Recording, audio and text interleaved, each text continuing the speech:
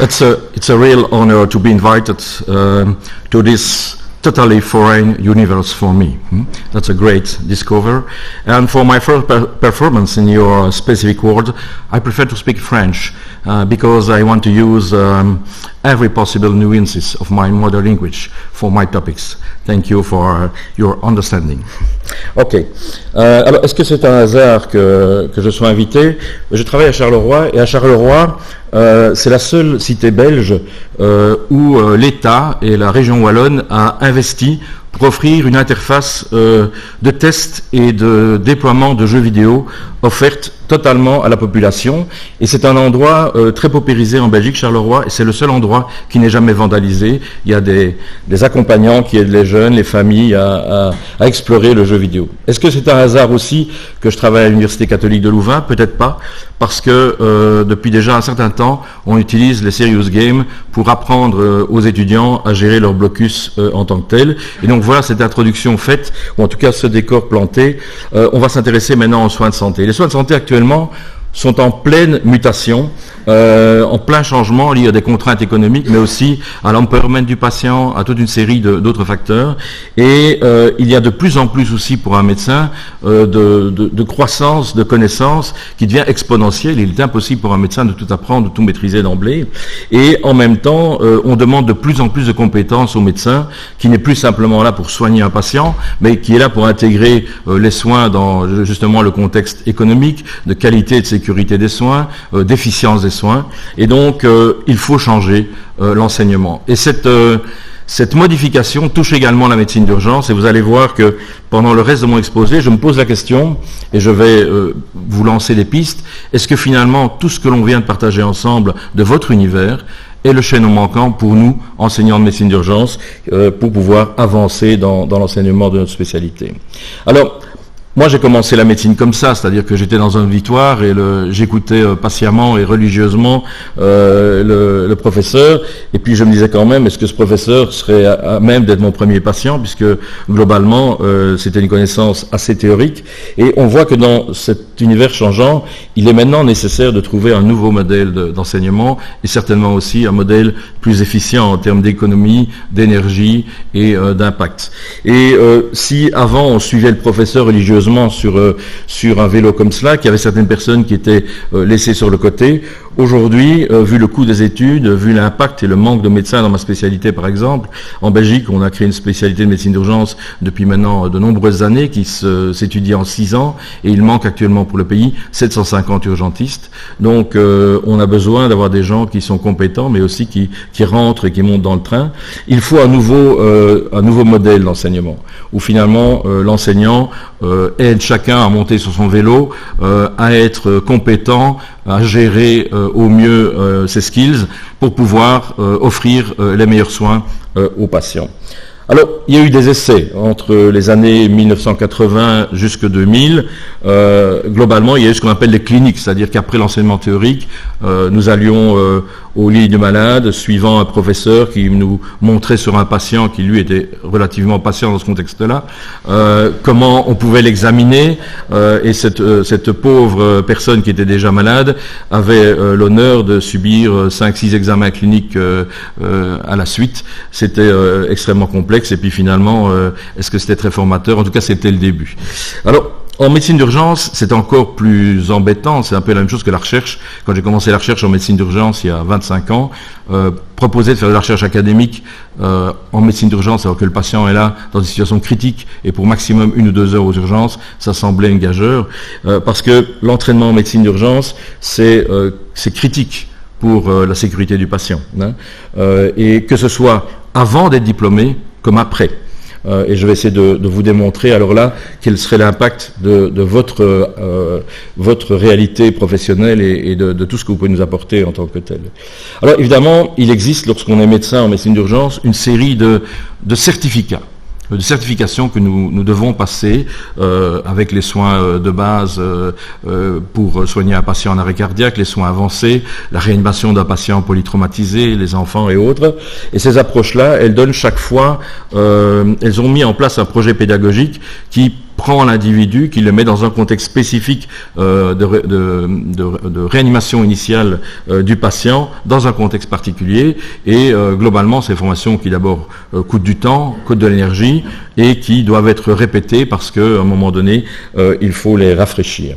Alors on s'est dit que c'était une des premières approches, mais il y a beaucoup plus de nuances dans la médecine d'urgence. Alors on s'est dit pourquoi ne pas créer des MOOC. Et donc avec un de mes collaborateurs, on s'est beaucoup investi dans la mise en place de plateformes d'enseignement en ligne via EDX ou via Coursera ou d'autres, et même maintenant via des plateformes comme YouTube ou Vimeo. On a créé par exemple en bas ce qu'on appelait les docs de l'urgence respiratoire pour apprendre aux médecins à mettre en place certaines aides respiratoires pour les patients. Et dans ce contexte-là, on espère en tout cas inviter la personne qui regarde ces vidéos à casser les peurs ou les craintes qu'il a après avoir eu 40 minutes d'explication dans les détails et de pouvoir revenir, vers l'un ou l'autre point qui le met en difficulté. Toutefois, on a énormément de gestes à apprendre en médecine d'urgence. En moyenne, un médecin urgentiste qui commence sa journée, comme il ne sait pas s'il va prendre en charge un enfant, un adulte, une femme qui va accoucher, un accidenté, un arrêt cardiaque, il doit pouvoir maîtriser, quelqu'un qui a une fracture, il doit maîtriser 47 gestes au minimum. 47 gestes au minimum qu'il faut faire avec une certaine sécurité, et un des gestes les plus mythiques que l'on voit dans toutes les séries, Urgence et autres, c'est lorsqu'un patient est en difficulté respiratoire ou lorsqu'il a un problème de conscience, c'est l'intubation de trachéale, c'est-à-dire on met un tube à travers la trachée pour aller court-circuiter les voies aériennes supérieures et apporter de l'air aux poumons et aider le patient ainsi à respirer. Et ce geste, généralement, les spécialistes de ce geste, c'est les collègues anesthésistes qui prennent quelqu'un qui est en bonne santé, qu'ils doivent endormir et réveiller sans aucun impact en termes de l'anesthésie. Et donc, eux, tous les jours, ils intubent des dizaines de patients. Et notre contexte de travail est différent, puisque nous, lorsqu'on doit faire le même geste, passer à travers les cordes vocales, comme il est indiqué sur le schéma du dessus, nous le faisons sur le bord de la route. Alors, pour ceux qui ne l'ont jamais fait, je pense qu'il y a quelques-uns dans la salle qui ne l'ont jamais fait, être au soleil avec une voiture accidentée et un petit mandrin avec une petite lumière au bout, c'est déjà tout un problème de lumière diffractive et autres. C'est pour ça qu'on a des vestes en SMUR, on peut les mettre au-dessus de nous d'ailleurs. Ou lorsque l'on est à domicile, c'est évidemment des conditions d'exercice qui sont plus périlleuses et donc plus risquées en termes de gestes que simplement en salle d'opération où là, l'univers est assez sécurisé. Or, on sait qu'il faut en moyenne, pour quelqu'un qui s'entraîne, entre 20 et 58 répétitions de l'acte pour être vraiment à un niveau de sécurité qui soit optimal, mais on sait aussi que l'on perd notre compétence après 6 mois si on ne fait pas ces gestes-là, et on sait globalement que dans un service d'urgence, un médecin intube en moyenne 5 à 6 patients par mois, puisqu'il vient faire ses heures. Donc quelque part, il y a là une espèce de difficulté à maintenir des compétences qui sont difficiles à acquérir dans un environnement professionnel qui est hostile. Et donc, la première des simulations, le premier des approches a été de s'équiper de simulateurs à haute fidélité. Et vous connaissez probablement ces skill centers où des mannequins de très haute résolution qui, comme on l'a dit hier, peuvent transpirer, peuvent parler, peuvent éventuellement simuler toute une série de complications. Les médecins et les équipes infirmières sont soumises à ces scénarios-là. Alors, c'est extrêmement, immersif. Lorsque vous êtes dans ce contexte de simulateur à haute définition, vous avez vraiment l'impression de devoir sauver quelqu'un. C'est très aussi engageant vis-à-vis de ses équipes. Quand vous êtes le patron et que vous faites toutes les erreurs online devant vos jeunes collaborateurs, ça demande quand même une certaine humilité en tant que tel. Et en plus, surtout, c'est extrêmement cher. C'est cher à l'achat, c'est cher dans les frais d'utilisation, et puis malheureusement les séquences sont très stéréotypées, et il faut aussi se mettre à l'esprit que même ces sessions à haute fidélité ne reproduisent pas l'ensemble des conditions d'exercice qui sont les nôtres dans la vie réelle. Parce que dans la vie réelle, c'est aussi ça. J'ai repris ici des photos qui m'avaient été passées par des collègues de différents pays lorsque je travaillais sur les problèmes de salles d'attente et d'overcrowding des services d'urgence. On ne soigne pas un seul patient dans un contexte particulier, on soigne plusieurs patients simultanément. Et on est fort sollicité, puisque si je prends les chiffres en Belgique, par exemple, en 2012, plus de 3 millions d'individus ont sollicité les urgences sur une population de 10 800 000 habitants. Ça fait 30% de la population par an qui se dirige vers un service d'urgence, alors qu'aux États-Unis, c'est entre 38 et 45% des patients qui viennent aux urgences. Et donc, les conditions d'exercice sont compliquées. Alors, on va arriver à notre sujet, et on en a parlé un petit peu tout à l'heure. C'est comment aussi évaluer finalement l'apprentissage et la motivation de l'étudiant. Et dans ces programmes de simulation de fidélité, c'est souvent quelque chose qui est négligé. C'est finalement comment évaluer la motivation, la pérennisation de l'investissement dans la formation, parce qu'on sait que la plupart du temps, dès que les jeunes ont une certification, ou dès qu'un médecin a une certification, une infirmière a une certification, il est beaucoup moins motivé à continuer à faire de l'éducation permanente ou à faire de l'éducation continue. Alors, est-ce que finalement, votre monde, le monde de la réalité virtuelle, de la gamification et des serious games, est le chaînon manquant qui va nous permettre de pouvoir répondre à tous ces attendus que je viens de vous présenter. Alors, un papier assez récent a évalué quelque chose d'assez intéressant. C'est deux groupes de personnes à qui on a présenté soit un cours traditionnel avec toute la théorie sur la prise en charge en médecine d'urgence de certaines situations, et aussi un groupe qui avait en plus de cet enseignement un serious game avec plusieurs scénarios de haute fidélité qui étaient proposés. Et globalement, les groupes étaient comparables. Et ce que l'on a mis en évidence dans ce travail, c'est que ceux qui avaient eu les cours spécifiques plus les serious games étaient plus motivés à aller vers leur formation et étudier un peu plus longtemps, mais que globalement, au niveau des compétences, on voyait qu'il y avait tant à court terme qu'à moyen terme peu d'impact pour les résidents qui avaient suivi cette formation, parce que ce petit plus du début de l'investigation s'effaçait et disparaissait après 2 semaines. Et donc la question était de savoir, est-ce que finalement c'est un bon plan? Est-ce que finalement ça va nous aider? Alors, je me jette à l'eau. Pour moi, en tout cas, je pense que ce que vous créez, vous, et ce que j'ai pu voir depuis 2 jours est fantastique, vraiment, et je crois que ça permet d'offrir, en tout cas, de l'enseignement dans un environnement qui est un environnement très réaliste et qui met en contact, et je l'ai expérimenté hier avec un casque virtuel, directement le sujet face aux conséquences de ses décisions ou de ses comportements. Et ça, c'est très important. Et puis, il y a toute une série de situations qui sont extrêmement difficiles de simuler. Avec l'actualité sur les attentats, simuler un attentat, on l'a déjà fait en grandeur nature, avec 200 victimes, avec des maquillages et autres, mais il faut mobiliser en Belgique, en tout cas l'armée, ça coûte un pont, et puis globalement on aura une chance. Si après on n'a pas réussi la simulation, on rentre frustré à la maison et on se dit qu'est-ce que j'ai été mauvais. Donc là, évidemment, c'est un point différent, mais aussi les urgences humanitaires. C'est aussi important de pouvoir simuler comme médecin les urgences humanitaires. L'Ebola, par exemple, était quand même un enjeu très important pour les équipes qui allaient sur place, pour ne pas se mettre en danger et autres. Et puis, ça permet aussi, dans ma vision des choses, en tout cas dans mes sentiments, d'augmenter la perception du risque avec cet environnement réaliste. Et j'ai pris quelques séquences comme ça de jeux que l'on peut utiliser dans la formation, où quelque part l'étudiant est rapidement, en tout cas, en phase ou en contact avec cette perception du risque, avec l'environnement.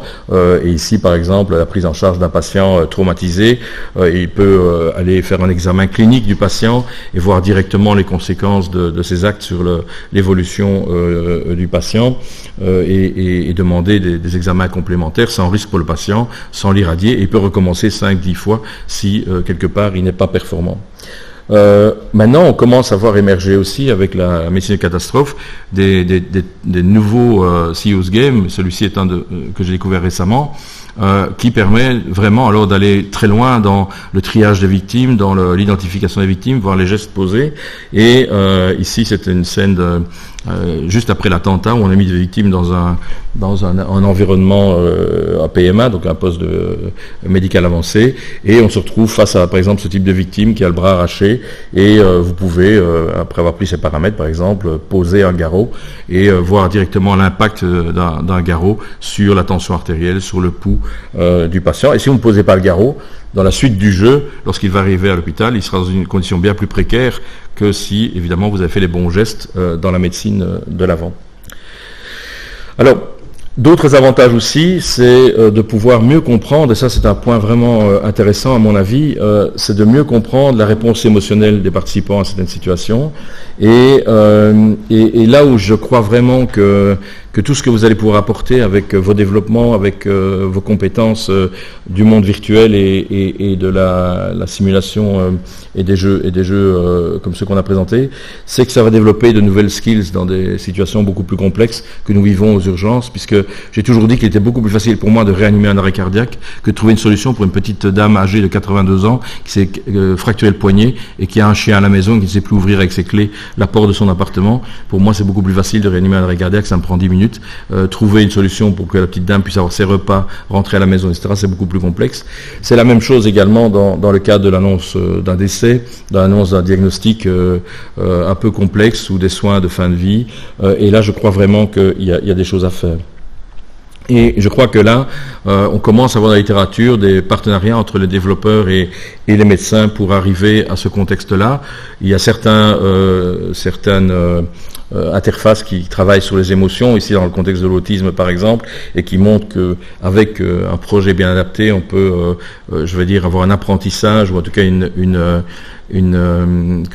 détection de certaines émotions qui est importante, avec des groupes qui, lorsqu'ils sont randomisés, montrent l'impact du jeu réel sur cet apprentissage et sur la détection des émotions, de l'intensité de la voix et des choses pareilles. Et puis un très bon auteur a posé une question un peu particulière, c'est jouer pour mieux appréhender la mort de l'autre. Est-ce bien sérieux? Alors Stéphane, je ne l'avais pas trop en anglais, donc je suis désolé d'avoir... mais bon, ma réponse évidemment c'est oui. Hein. C'est bien sérieux de jouer pour accompagner la mort de l'autre. Pourquoi? Parce que j'ai vraiment l'impression, en tout cas le sentiment que ces serious games vont permettre aux médecins, aux infirmières, à tous les soignants de réinvestir l'humanisation des soins.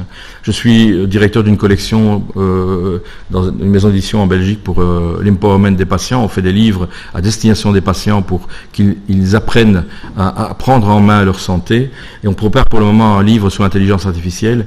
Et un des messages du livre, c'est que l'intelligence artificielle, c'est un tsunami qui arrive pour les médecins, pour les soignants, mais que très probablement que l'impact très positif de l'intelligence artificielle sera de remettre le soignant au cœur même de l'humanisation des soins, et que l'espoir est là, en tout cas, pour nous qui sommes des anciens, je vais dire, des anciennes approches de la médecine.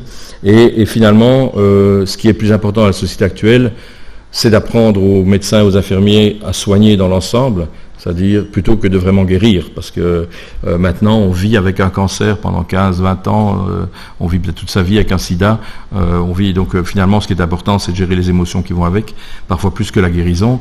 Et si on peut, avec les jeux sérieux comme ça, avec la réalité virtuelle, permettre à des jeunes qui n'ont jamais été en contact avec ces questionnements-là, de pouvoir s'entraîner, de pouvoir tester leurs émotions, c'est vraiment important. Je vais vous donner une histoire qui est malheureuse. Il y a 15 ans, j'ai sélectionné un jeune gars pour faire la médecine d'urgence, puisqu'il y a des concours chaque année, et on doit sélectionner une quinzaine de personnes sur 30 candidats.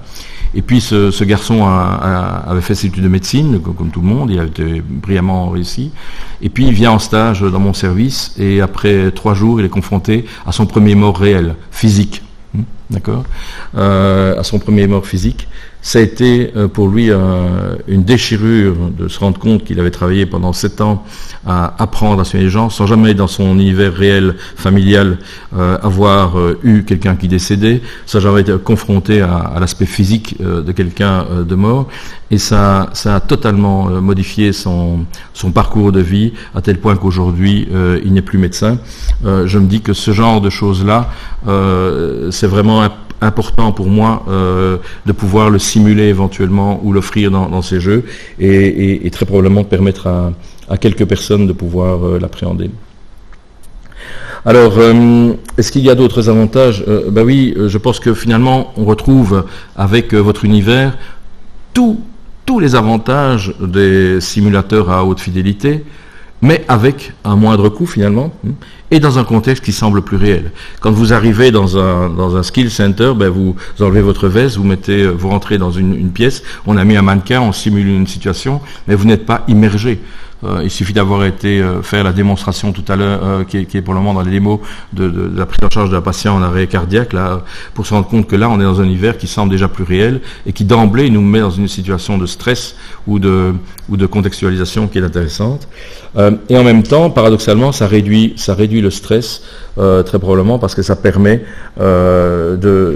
d'améliorer finalement au départ notre appréhension et notre lancement dans ces prises en charge, puisque quelque part on est face à soi-même et on n'est pas face au regard des autres, alors que dans un skill center, ben, on est devant ses pairs et on doit justifier ou non de ses compétences.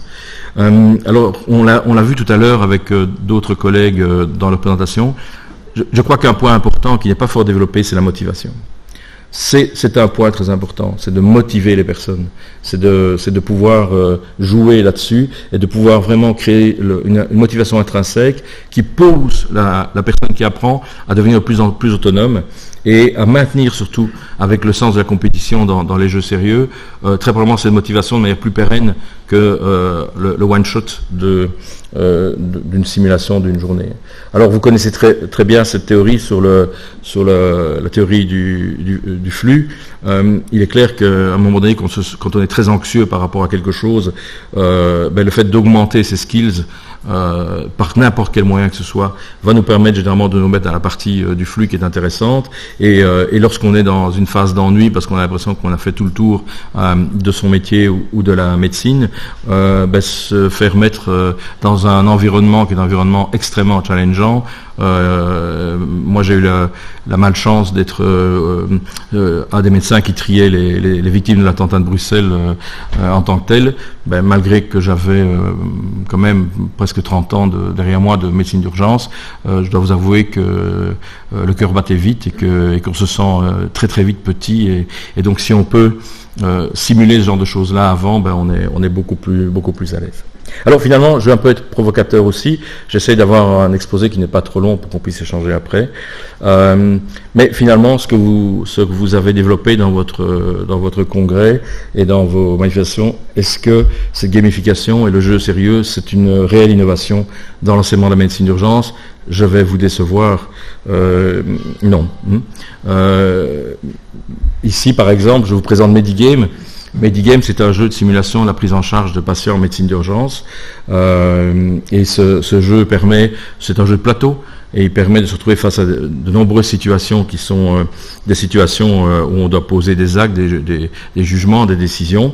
Et en réalité, c'était mon premier serious game dans le monde médical. J'étais à ce moment-là en formation de médecine interne et d'ailleurs j'ai pu le déduire comme taxe professionnelle, c'est pour ça que je l'ai mis avec un petit clin d'œil. Et si vous regardez la date, c'est 1992. Et ce jeu est toujours dans mon bureau et de temps en temps il n'a pas pris une ride parce que les scénarios étaient intemporels et globalement c'est vraiment intéressant de se replonger dans cette logique qui finalement a quand même quelques années. Alors, quelles sont les limitations que j'y vois parce que pour le moment je vous fais l'article et j'essaie de vous convaincre que c'est probablement le chaînon manquant, mais évidemment il y a la nécessité d'augmenter l'utilisation des nouvelles technologies dans l'enseignement de la médecine d'urgence. Et hier c'était la première fois de ma vie que je mettais un casque pour la réalité virtuelle, donc vous voyez que malgré que je m'intéresse à ça, j'avais pas fait le pas à titre personnel. Donc il y a d'une part augmenter l'utilisation, puis les acheter, et avoir les budgets pour le faire. Là c'est plutôt en tant que, mais ça on en reparlera après. Et puis surtout il faut prendre énormément de temps. Je l'ai vu avec les différents jeux dont on a parlé tout à l'heure, même l'apprentissage du jeu sur le papier, ça demande quand même énormément de temps pour élaborer le jeu. Et là dans des scénarios complexes, je ne peux imaginer le temps que ça va demander à des professionnels qui sont médecins de ne pas être au lit du malade, et donc pour pouvoir créer et faire un input important dans la création du jeu, pour que ça fasse sens, pour que ce soit utile pour la personne qui va être soumise au jeu. Et puis alors évidemment, là c'est plutôt le chef de département ou de pôle qui parle, c'est que financer toutes ces méthodes-là et aussi libérer les personnes pour aller apprendre et finalement aussi suivre les innovations technologiques est une réelle contrainte actuellement dans cette logique qui touche tous nos hôpitaux. Alors en Suisse, vous êtes un petit peu privilégié, bien que je pense que ça commence à vous toucher également, sur le fait qu'on nous demande de faire toujours plus avec toujours moins. Et que lorsque on demande à avoir des budgets pour ce type de formation ou ce type de développement, on nous propose d'aller chercher des financements alternatifs pour pouvoir les trouver, parce que l'hôpital, dans ses budgets, a déjà difficile de maintenir le bateau hospitalier à flot. Donc c'est un réel challenge dont je n'ai pas entendu beaucoup parler pendant ces 2 jours-ci. C'est finalement le coût d'acquisition et le coût total de ce que vous développez pour les projets et pour les industries. Monsieur posait tout à l'heure la question et dans les industries, pourquoi est-ce que dans le non marchand, social, hôpitaux et autres, nous aurons les moyens quelque part de vous suivre dans vos développements, même si les développements existent? C'est une vraie question et je n'ai pas la réponse. Mais par contre, j'ai des collègues qui sont innovants et je voudrais ici rendre hommage à un de mes collègues, qui est le professeur Mohamed Moui, qui travaille à Casablanca, qui est un des médecins, un des pionniers de la simulation sans moyens. Donc on parlera tout à l'heure des Lego. Lui, il a utilisé beaucoup les Playmobil, il a utilisé beaucoup de choses, et il a créé Pygmalion. Pygmalion, c'est un jeu de médecine d'urgence. Il y a vraiment toute une interface là-dessus.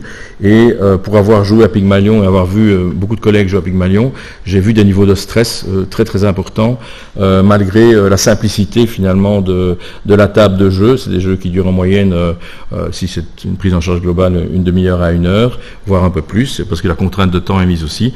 Et quelque part, la simulation, comme vous le voyez, elle est d'une simplicité élémentaire, puisqu'on utilise des petites voitures, comme ma clé USB ici, c'est exactement la même chose, des petites voitures, des bus qui sont déchirés de manière mécanique, et puis ça permet aux joueurs d'avoir une immersion qui est quand même assez intéressante.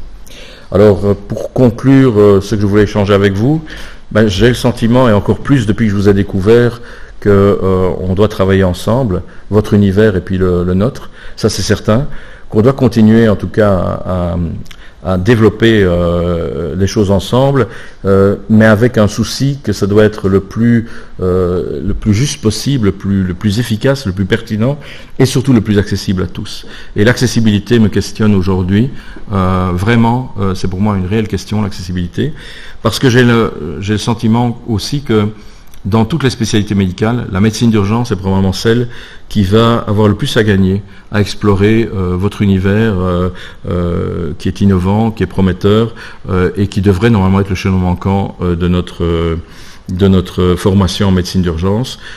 Et puis surtout, je pense que Stéphane l'a dit lorsqu'il a lancé les journées, il a dit qu'il faut avoir du plaisir. Ça permet aussi de trouver du plaisir quand même dans tout ça et d'avoir du fun un peu dans notre boulot qui est parfois astreignant. Et je vous remercie pour toute cette légèreté que vous apportez face à vos approches de simulation et aux serious games. Et j'espère en tout cas avoir été utile dans votre réflexion.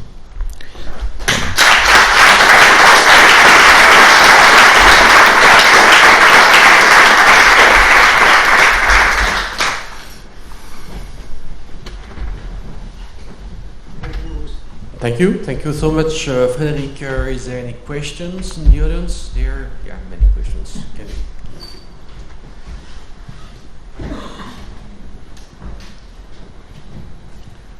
Je vous remercie infiniment d'avoir fait le déplacement depuis la Belgique. Leuven, c'est une université que j'ai en estime par rapport au MOOC, effectivement, puis aussi pour avoir été sur site. La santé, c'est un domaine qui me préoccupe. En Belgique, on rigolait bien parce qu'on avait vu une fois des images d'une course de moto où il y a un motard qui se casse la figure. C'est la moto qu'ils ont mis sur le brancard. Réalisme belge. Ce que je trouve très préoccupant, je ne sais pas la situation en Belgique, mais il est sorti aussi, ils ont fait une émission à la télévision sur cette problématique, c'est que plus il y a d'intervenants, plus il y a de gens, plus le temps de réaction est lent. Oui. C'est-à-dire que les gens sont strictement pas préparés à une merde. Et en dehors des secouristes et des effectifs et gentiment, il y a des mesures qui sont mises en place dans les entreprises pour avoir à chaque étage un paramédic, donc une personne qui s'occupera d'évacuer les gens correctement et d'être la dernière personne à sortir et d'être en mesure de faire les premiers gestes. Mais ça s'arrête là. Et moi, je me suis fait agresser dans une discothèque ici. Il y a tout le monde qui était tellement choqué. Moi, j'étais en état de choc. Il n'y avait pas de sécurité, le barman n'avait même pas de pharmacie de secours. C'est des situations graves parce que c'est un désistement social. Mais en même temps, on n'a pas le readiness. On fait une fois le permis, on a ces choses, mais il n'y a pas de suivi derrière. Et aussi, il n'y a pas d'aptitude de mise d'immersion, de mise en situation. On ne sait pas aborder, développer les bons réflexes. Et comme vous avez dit, tout est une question d'exercice. Oui. Une fois qu'on a pu surmonter la phase de stupeur, celle qui bloque en fait, qui paralyse l'individu, une fois qu'il est confronté à une situation qu'il n'attend pas, c'est d'avoir un certain entraînement. Et je ne sais pas, j'ai sollicité les autorités ici, ils ont allègrement rigolé sur mon cas. Et moi, j'aimerais beaucoup voir une société un peu plus responsable, aussi avec des gens qui prennent au sérieux le machiavélisme social, l'effet de groupe. Juguler ces choses-là aussi, c'est quelque chose de très compliqué. Alors un gaming, des mises en situation, je pense effectivement que ça pourrait rendre un grand service. Alors vous avez raison. Hein. D'abord, sur le premier point, toute première réflexion que vous avez eue, qui était de dire plus on est nombreux, moins c'est efficient. J'ai eu la chance dans ma formation de travailler 1 an à l'hôpital cantonal de Genève en médecine d'urgence fin des années 80. Et on avait mis des caméras dans les staffs dans les salles de réanimation pour voir un petit peu quelle était finalement l'adéquation des personnes lorsqu'il y avait une urgence critique. On a enlevé les caméras assez rapidement parce que s'est rendu compte que même en professionnel, il y avait beaucoup de gens qui avaient des mouvements browniens mais très peu efficaces. Et certaines personnes qui avaient des mouvements browniens n'étaient peut-être pas ceux auxquels on s'attendait. Donc ça a créé un froid dans l'équipe à l'époque et donc ça a été arrêté. Donc ça c'est un premier point. Même pour les professionnels, c'est compliqué de dépasser la stupeur. Et on l'a vu avec les attentats, on a toujours cette période de sidération. Et donc le serious game et cette réalité devrait permettre d'être plus efficient rapidement. Alors pour ce qui est de la population, là la question c'est de savoir comment motiver la population à même aller sur les plateformes si elles existaient d'enseignement. Est-ce qu'on est en droit dans une société démocratique d'obliger des personnes à se former à des choses qui ne sont pas directement utiles pour elles mais pour la société, sans passer dans une tyrannie disciplinaire en tant que telle. C'est vraiment un point important. C'est pour ça que je pense qu'il faut faire des groupes. Hier, le collègue qui présentait la réanimation cardiaque, c'était un de mes propos, c'est de dire peut-être que les premières cibles, c'est les familles de patients qui ont déjà fait un problème cardiaque, pour déjà avoir petit à petit monté des îlots comme ça de compétences. Mais là, je crois il faudra passer par une réflexion éthique et une réflexion politique dont je n'ai pas les clés. Mais vous avez raison pour le moment. Alors, en même temps, il y a de l'espoir parce qu'après les attentats, on s'est rendu compte qu'il y avait toute une nouvelle approche de la médecine de guerre qu'on n'utilisait pas assez dans nos pays où la paix est présente. C'est tout le damage control. Donc c'est toute la prise en charge de patients dont on ne veut pas sauver la vie, mais faire un geste qui permet en tout cas de l'amener à l'hôpital vivant et de pouvoir éventuellement prendre en charge. La mise en place d'un garrot, des choses pareilles. Et ce qui a été assez positif, c'est de se rendre compte qu'après les attentats, il y a eu une demande importante de la population pour ces formations et que ces formations ont été mises en place et qu'aujourd'hui ces formations ne les emplissent pas. Donc le citoyen a envie, malgré tout, si ça lui arrive, parce qu'il sait que ça fait partie de sa réalité potentielle, de pouvoir être efficace. Et ça, c'est quand même un espoir important. Donc peut-être qu'on voit de manière trop pessimiste le drive pour faire ça. Bonjour, merci pour la présentation. On a parlé beaucoup en fait ici de l'éducation en fait du personnel soignant. Moi, je travaille sur des applications qui sont plus destinées aux patients et j'ai vécu ça en fait pour ma fille à l'hôpital d'Yverdon ici. Je voulais comprendre en fait si dans votre milieu, ce que vous voyez comme application en fait de ces serious games, la gamification pour le traitement des patients, c'est-à-dire au lieu qu'on s'occupe justement de former le personnel, est-ce qu'il y a des choses, alors peut-être la médecine d'urgence s'y prête moins, mais est-ce que vous voyez du potentiel justement pour ces mécanismes, ces nouveaux médiums, parce que finalement c'est rien de plus qu'une nouvelle façon de passer de l'information, et dans justement vos services ou dans la règle générale C'est gigantesque comme application pour le patient parce que prenons par exemple le cas de la découverte chez un jeune adolescent en pleine phase rebelle d'un diabète de type 1. Chez quelqu'un qui toute sa vie va devoir utiliser de l'insuline, qui est en révolte par rapport à ça et en déni par rapport à sa maladie. On pourrait imaginer un jeu, un serious game pour qu'il soit confronté aux défis qui sont les siens et quelque part en faire une force de cette révolte-là. Je pense aussi aux familles qui sont confrontées à une personne en famille chez qui on diagnostique un Alzheimer. Et peut-être anticiper toute une série alors là de soft skills sur comment se comporter avec papa ou maman qui petit à petit perd la notion du temps. Je le vois aussi dans toute une série de maladies. Et puis surtout, il y a un point qui est important et qui est tabou, c'est mais qui nous en tant que médecine, en médecine d'urgence nous préoccupe énormément, c'est l'absence de projet thérapeutique pour des patients qui ont des maladies chroniques. C'est-à-dire que les hôpitaux déploient les collègues spécialistes beaucoup d'énergie pour soigner des patients qui ont des pathologies terminales, la bronchite chronique terminale, une cirrhose, enfin des choses comme ça, les cancers, et les patients patiemment font tout le parcours du combattant avec les premières lignes thérapeutiques, les deuxièmes, les troisièmes, et puis à un moment donné, il leur arrive un événement aigu, on se pose la question, est-ce que ce patient, son projet thérapeutique est limité ou est-ce qu'il faut le réanimer comme s'il n'était pas malade ? Et là, je crois qu'il y a un potentiel de cette réalité-là, qui est un tabou, mais qui devrait pouvoir être fait d'au moins mettre les soignants d'abord, les médecins d'abord, et puis après peut-être rentrer avec des patients qui seraient des patients traceurs ou des patients qui seraient volontaires, dans une réalité où on pourrait évaluer l'impact des décisions que l'on prendrait au niveau éthique par rapport au projet limité. En d'autres termes, on pourrait avoir des situations où quelqu'un qui a une maladie chronique arrive à l'hôpital, par exemple un patient avec une bronchite chronique terminale, arrive dans un état d'essoufflement majeur, et tiens, je décide de ne pas l'endormir, de ne pas lui mettre un tube dans la trachée, mais d'utiliser telle ou telle chose, quel va être l'impact ? Et puis peut-être le démontrer aussi aux patients et qu'ils puissent avoir... alors c'est très touchy, mais je crois que ça, dans un avenir proche, ça devrait permettre de faire des meilleurs soins aux patients aussi. Mais il y a un univers énorme. Je crois que... et je le vois bien avec les livres qu'on produit là dans la collection. Mon ambition à moi, mais mon plus grand stress comme directeur de collection, c'est de créer un livre. On vient de créer un livre sur les pathologies cardiaques. Et j'ai dû revoir les auteurs de nombreuses fois parce que je voulais informer sans inquiéter. Et là, il y a un enjeu énorme. Parce que quand on doit écrire dans un livre que quand on a tel et tel et tel symptôme, quelque part, on est dans une situation très précaire, pour que le patient puisse prendre en main sa vie, se peser tous les jours, etc. Il faut pouvoir écrire que c'est préoccupant, que c'est inquiétant, sans que le patient, lui, à la lecture du livre, n'ait envie que d'une chose, c'est d'aller prendre une corde et se pendre. Donc ça, c'est complexe aussi. You were talking about ethics, and in your introduction, you actually said that you were working in a Catholic hospital.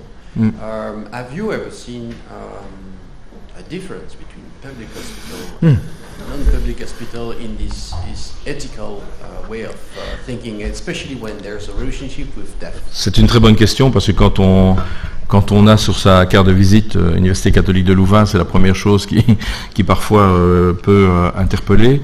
Donc en Belgique, il y a deux systèmes d'enseignement. Il y a les universités libres et qui sont plutôt de la libre pensée, et puis les universités catholiques, le réseau catholique. Heureusement, dans la vraie vie et dans la réalité, ça n'a aucun impact sur les décisions que nous pouvons prendre. Et à la limite, dans l'université qui est la mienne, nous nous sentons parfois plus libres que nos collègues. Mais moi, par exemple, on ne m'a jamais demandé quelles étaient mes convictions philosophiques quand j'ai commencé à travailler. On ne m'a jamais mis de bâton dans les roues par rapport à des décisions.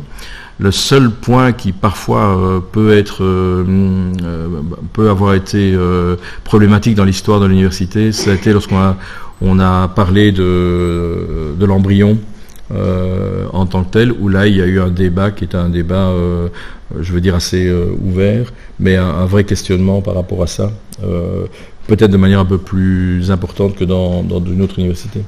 Mais globalement, au quotidien, on ne voit pas la différence. Moi, j'ai fait une partie de ma formation à l'Université catholique de Louvain, une autre partie à l'Université libre, et j'ai été aussi faire un diplôme dans une université flamande, plutôt de type libre pensée. On n'a jamais fait d'ennui sur le CV en tant que tel. Less a question, more a remark.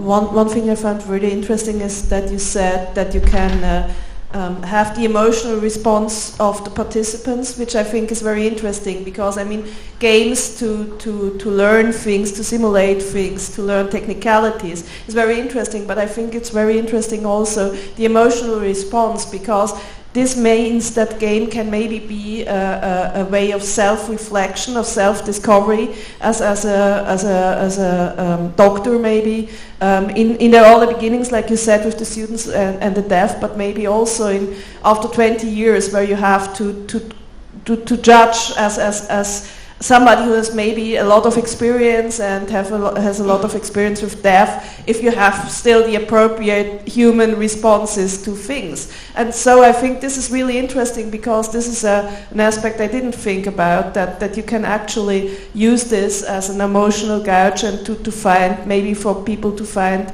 out also in an emergency case, in a physical emergency case, I'm not allowed to say real now, in a physical emergency case, you can't pause it. You can't say, okay, I have to think about what I'm doing now and about my decisions, but in a game you can pause and actually analyze your own emotions. What is my emotion? Why am I doing this, and why does this stress me out? And this, I think, is a very interesting thing, because medicine is not just about technicality, it's not just about doing things right to not kill the patients, but it's also about helping people to get well again, and about emotional things, and this is, I think, very interesting.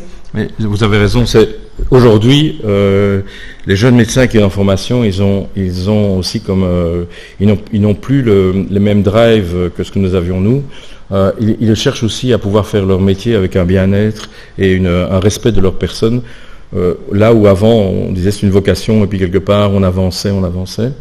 Donc, il est important de se préoccuper des émotions des soignants, et très probablement que si, avec l'expérience de vie que j'ai pu partager en tant que tel avec mon métier, si j'avais eu des jeux sérieux, certaines situations, j'aurais appris à mieux me connaître pour mieux réagir encore.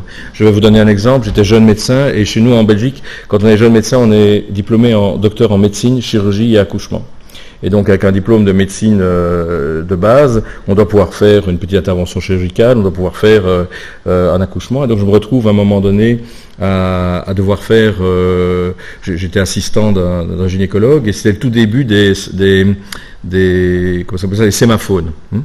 Et ce médecin vivait en permanence à l'hôpital, tellement il y avait des problématiques. Et avec le sémaphone, il prend conscience qu'il peut être un peu libre. Et il me dit, Frédéric, voilà, tu es maintenant avec nous depuis quelques mois, je vais partir dans une ville faire des achats, mais j'ai mon sémaphone. Et toutes les dames qui étaient là, qui allaient accoucher, étaient toutes des dames qui étaient des multipares et qui ne devaient normalement poser aucun problème. Et puis un accouchement se déclenche, et en réalité, c'est un enfant qui se présente mal. Et c'était une grossesse post-mature, et il avait ce qu'on appelle une dystocie des épaules, donc impossible de sortir les épaules. Le pédiatre qui était là me disait, Frédéric, l'enfant est en train de dipper, donc il avait son rythme cardiaque qui diminuait. Et quelque part, on essayait d'appeler le patron, et comme c'était le début des sémaphones, il n'avait pas compris que c'était un message d'urgence. Bref, je me retrouve seul à devoir sortir cet enfant qui est en train d'être en situation précaire. Et j'ai réussi finalement à le sortir en allant dans ma théorie, trouver une technique que j'avais lue. J'ai sorti l'enfant, je l'ai mis sur le ventre de la maman, et j'ai dit c'était un très beau petit garçon, et puis je me suis réveillé, j'étais tombé en syncope. Tellement l'émotion avait été compliquée pour moi à gérer. Très probablement qu'aujourd'hui, ce type de situation, j'aurais pu le simuler, et me dire, tiens, là je suis dans des émotions qui sont très difficiles à gérer, comment est-ce que je peux les reconnaître, et comment est-ce qu'à ce moment-là je peux les gérer. La même chose pour des situations... Pour nous, ce qui est le plus stressant en médecine d'urgence, c'est les femmes enceintes qui ont un problème cardiaque ou des choses pareilles, ou des enfants en danger. Pouvoir se confronter à ses propres émotions pour apprendre à les reconnaître, à les gérer, c'est un champ d'investigation énorme. Donc je partage votre avis. Other questions? Yes. Bonjour, merci. Alors moi je travaille aussi dans le milieu de la santé puisque je travaille en fait au CHUV. Oui. Je suis en charge. Très bon choix. Bon, je ne sais pas si c'est un choix, mais non, en tout cas ce que je voulais dire, je voulais apporter juste deux réflexions. La première qui bien entendu touche les problématiques financières. C'est vrai que dans le public on est soumis forcément à un moment donné à des budgets, donc c'est vos impôts et nos impôts qui payons les parties, on va dire, médicales dans les hôpitaux universitaires. Donc c'est sûr qu'il y a beaucoup de projets. Il y a aussi peu de connaissances, malheureusement, d'un point de vue purement technique, de certains de nos politiciens aussi, pour les apports qu'on pourrait apporter, notamment avec l'approche serious gaming et puis les simulations, puis c'est quand même des choses qui sont en devenir et aussi à forte valeur ajoutée parce qu'on va pouvoir justement expérimenter beaucoup de choses. Et c'est vrai qu'un médecin qui s'est vu, même par un serious gaming, 15 fois ou 20 fois dans une situation particulière, pourra développer certainement des gestes adaptés et puis le plus rapidement possible. Mais c'est aussi des investissements sur du très long terme. Or, vous connaissez nos systèmes politiques à 4 ans. C'est difficile de convaincre un ministre de la Santé d'investir pour 2 ou 3 magistratures sur quelque chose qui devra se développer assez rapidement. Donc ça c'est la première réflexion au niveau financier, donc je pense qu'on est tous, il faudrait qu'on essaie tous de tirer à la même corde et puis essayer de développer un maximum ça. Et je remercie beaucoup aussi le travail qui est fait au niveau des médecins, des médecins cadres qui poussent de plus en plus dans cette direction-là. Je pense que c'est vraiment l'avenir pour la santé et notamment la qualité des formations de nos médecins, de nos infirmières et également tous les autres, puisqu'une situation, comme vous l'avez mentionné, de médecine n'est pas nécessairement que de la médecine, mais ça englobe tout le système de santé. La petite grand-mère qui doit rentrer chez elle le soir avec un bras cassé ou emplâtré. Voilà, donc ça c'est la première réflexion. Donc il faut qu'on continue à pousser peut-être au niveau politique aussi, partout, si on peut, pour dégager des budgets pour justement arriver à ce genre de choses dans les prochaines années. La deuxième chose aussi que je souhaitais mentionner, c'est par rapport justement à l'exposition des expériences. J'ai eu la chance de travailler dans beaucoup d'endroits, dans beaucoup de sociétés privées, publiques. La force aujourd'hui de ce que je peux faire, c'est parce que j'ai été exposé à énormément de situations. Et je peux apporter justement toute mon expérience, qui est plus une expérience de terrain qu'une expérience simulée. Mais le fait de pouvoir amener les jeunes générations à être un maximum exposées à plein de différentes problématiques va leur permettre aussi de pouvoir réagir beaucoup plus vite. Et par le serious gaming et par l'approche de la gamification, on doit pouvoir justement réussir à apporter cette multiplication d'expériences qui va permettre certainement de rendre les systèmes aussi efficients. Donc je pense que c'est plutôt, en tout cas dans la santé, un bon prolongement et je pense un bon signe d'espoir aussi de développer ça rapidement pour pouvoir arriver à des situations où on aura des prises en charge beaucoup plus efficaces. Et puis, surtout je pense par rapport aussi aux problématiques où on a des déficiences par rapport au nombre de personnes formées, ça pourra peut-être aussi pallier ça. Voilà, c'était juste une petite complément. Et puis je rebondis encore sur la question de monsieur tout à l'heure par rapport aux patients. Il y a aussi une série de situations où on n'a pas la possibilité d'avoir des médecins sur place. Par exemple, chaque année, on forme des gens, des marins au long cours, qui viennent se former aux urgences, à des gestes d'urgence, parce qu'il n'y aura pas de médecins sur le bateau et en même temps, ils doivent savoir faire des gestes en tant que secouristes. Serious gaming peut être quelque chose d'intéressant avant de partir, et puis même pendant, lorsqu'il se passe un problème, de pouvoir avoir éventuellement des matrices d'apprentissage qui soient tout à fait différentes. Donc, comme vous le dites, alors le problème de la contrainte, moi je vois bien, je suis chef de pôle, donc je dirige 4 services d'anesthésie, 2 services de soins intensifs parce qu'on a plusieurs hôpitaux, 3 services d'urgence, c'est des budgets colossaux et les choix à faire au niveau financier sont très complexes et même parfois compliqués. Alors vous parlez de système politique, en Belgique on a 7 ministres de la Santé. Donc, si vous comprenez la Belgique, c'est qu'on vous l'a mal expliqué. Donc,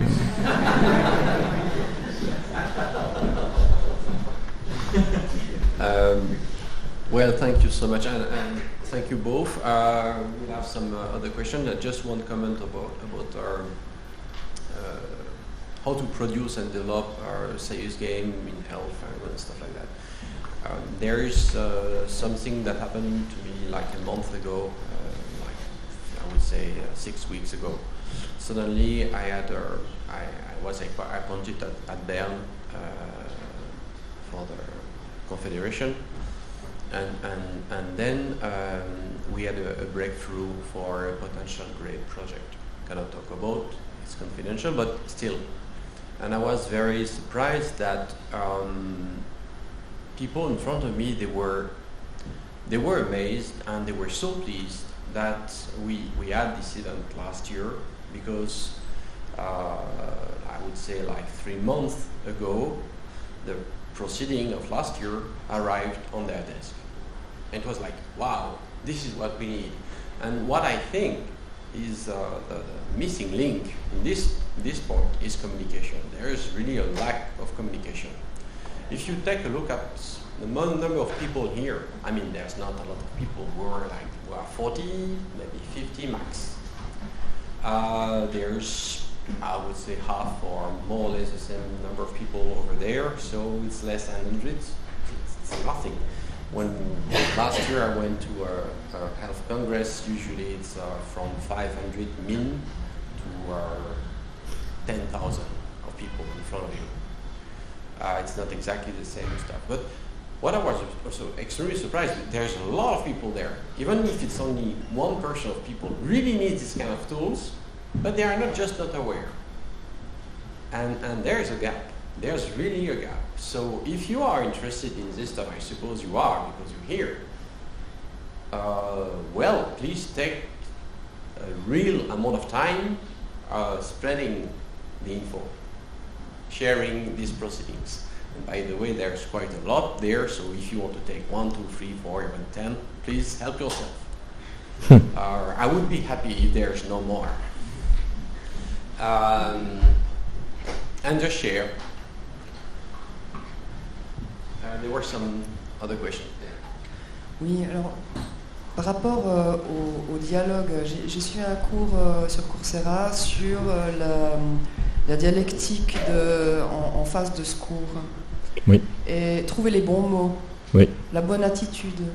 Moi, à chaque accident, j'étais éminemment frustrée de la distance des gens vis-à-vis de moi et du manque d'informations.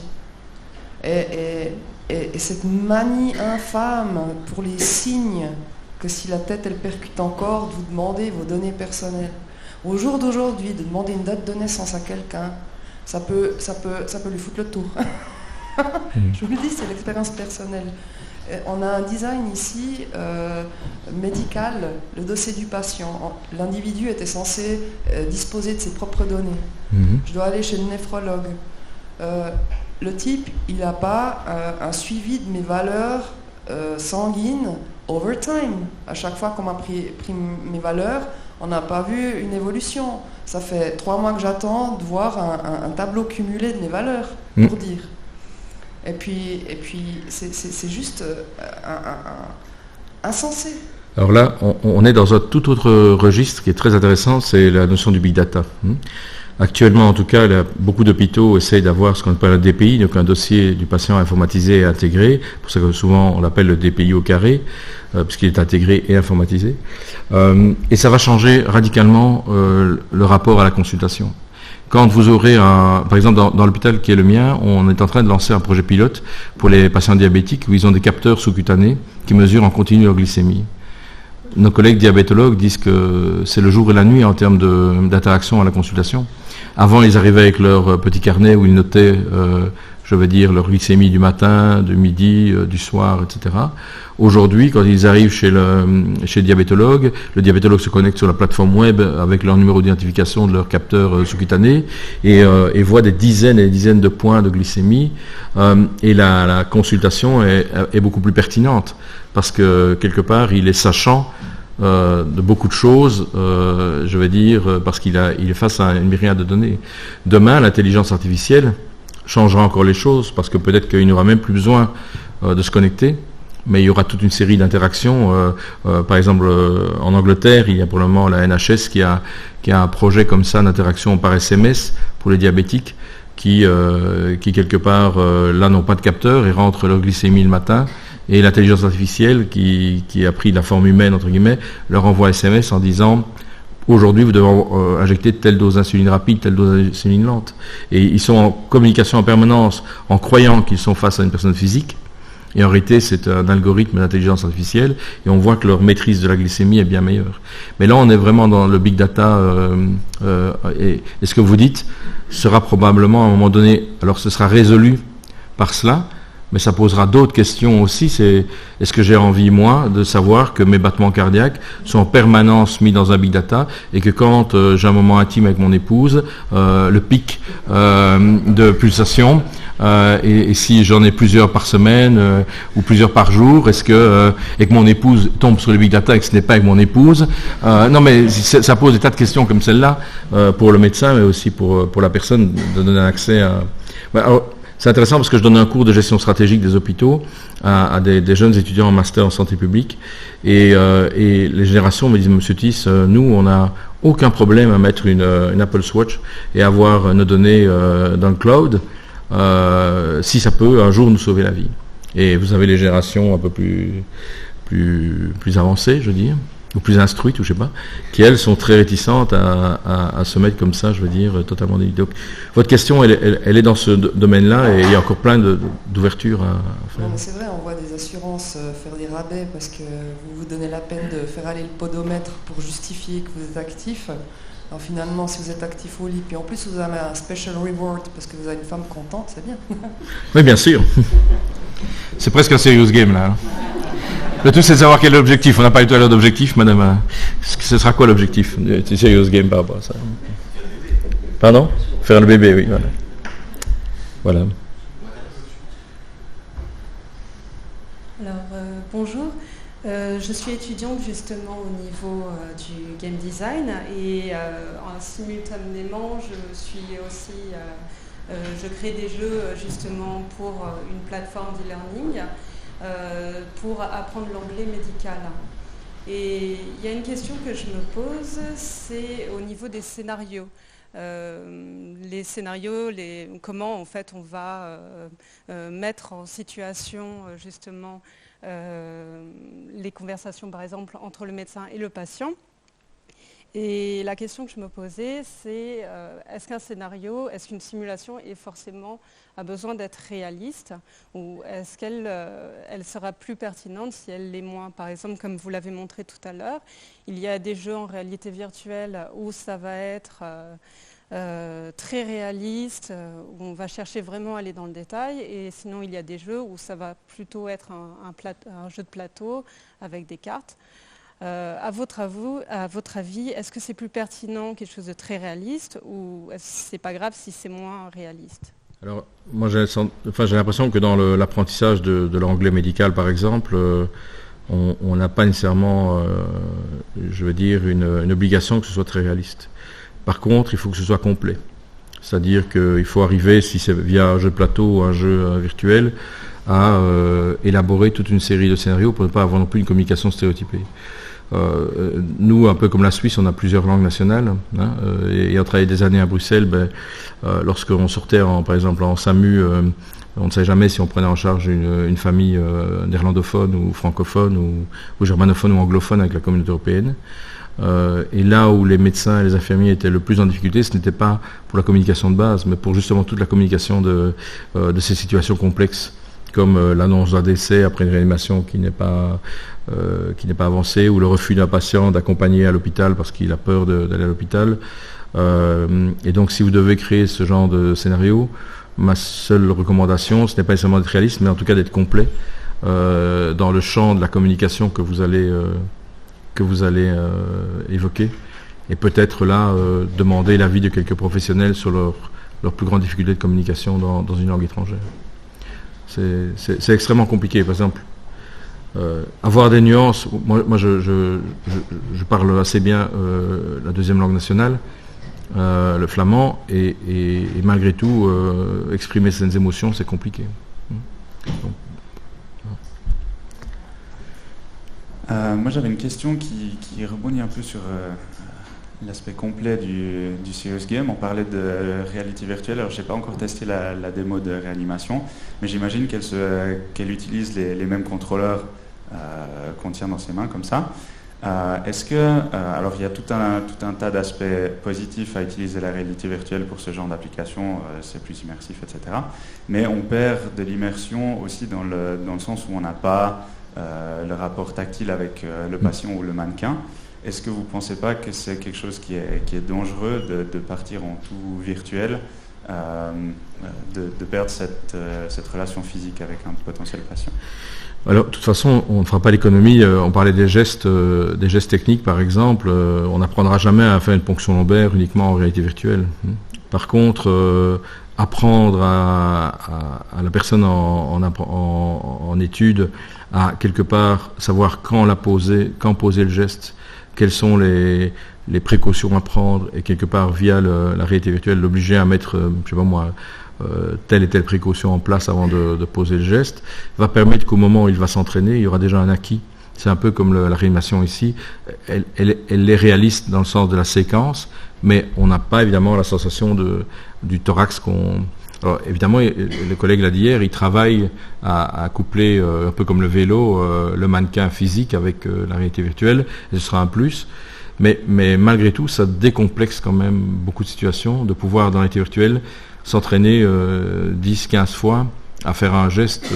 Le logiciel que je vous ai présenté avec la prise en charge de victimes de catastrophes, ça permet de voir tous ces manquements dans le triage des victimes, par exemple. La première fois que je l'ai fait, j'ai pris trop de temps avec la première victime à essayer de savoir ce qui lui est arrivé. Et puis en réalité, à un moment donné, je me suis fait rattraper par le jeu qui m'a dit il y a encore X victimes à trier et vous avez perdu trop de temps. Et on l'a fait une deuxième fois, puis une troisième fois, et puis finalement à la fin, on a cette séquence-là de ce qu'on va devoir faire qui est déjà imprimé, et il n'y a plus après qu'à savoir le faire. Mais c'est deux niveaux d'apprentissage différents. Je ne sais pas si je réponds à vos questions, mais... Ouais. Another question you had there? Just a comment when you were saying that virtual reality will never teach these kind of things. Current virtual reality, I would agree, but in the future, when you will be able to have haptic systems are as realistic as the mannequin, and also probably with smells, it's a problem of senses. Your objective needs a certain number of senses. If you match these senses, then it fits. Ouais. Moi j'avais une question, je voulais revenir sur votre cadre de l'étudiant en médecine. Il se trouve qu'en dehors de mes activités de formation et de Serious Game, je suis aussi pompier volontaire en France. Et lorsque vous arrivez la première fois sur un décès, alors bon, par arrêt cardiaque, c'est relativement, on va dire, gentil. Quand vous avez quelqu'un, par exemple, suicide par arme à feu ou quelque chose de ce type-là, c'est nettement moins sympathique et les premières fois sont quand même éprouvantes. Et j'avais une question pour l'ensemble de la salle, en fait, par rapport au fait de véhiculer des émotions. Je pense qu'on arrive très bien par le Serious Game à apprendre les gestes techniques, à motiver les individus. Par contre, véhiculer des émotions, comme on y arrive en fait dans le film, par exemple, je pense que dans le domaine des Serious Games, j'ai pas encore vu personnellement d'exemple où vraiment on pouvait véhiculer des émotions aussi fortes qu'on peut ressentir, par exemple, lorsqu'on assiste au décès d'une personne. Je ne sais pas s'il y a des gens qui ont des exemples dans la salle de jeux sérieux dans ce domaine-là, qui ont réussi vraiment à véhiculer des choses sur le plan émotionnel. Je vais laisser Stéphane répondre parce que je pense qu'il a une réponse pertinente. I have an answer for that one, and for sure, I'm sorry. Due to the time we are quite late already, it will be the last comment, I am afraid, and then we'll take lunch all together. We made recently a series game only with text. It's just a story that you are the hero for young people are just out of school of medicine, and the story is just about taking care of a patient, a very old lady called Agathe, and she's 92 and she's not in such good health. And during the story, you will have to take care of her, and after a while, at the end, she will die. And what we realized, and we were very surprised, is that you do not need great visual effects. Just these stories. There was at least, I would say, 5% of the population we tested with, they were crying, actually. There was real emotion. And just by clicking on choices. I hope it can help. Thank you so much. Thank you so much, Frédéric. Merci pour votre accueil. Thank you. And I'm pretty sure you can ask plenty of questions with Frédéric during lunchtime. And of course, please try all the demos. Help yourself with the proceeding books. And also, here we are. Julien, a little gift for Frédéric. Concerning the slides and the video, please be aware that like last year and the year before, it will be provided on the website. We have to take into account almost 2 months for putting them on the websites because of rights, and we have to agree and sign papers and stuff like that. So please, sorry it's not live as we were hoping, but it will be provided. And if you are interested by also the other session last year and the year before, they are already on the websites. Thank you so much, Frédéric. C'est juste avant le repas. Merci.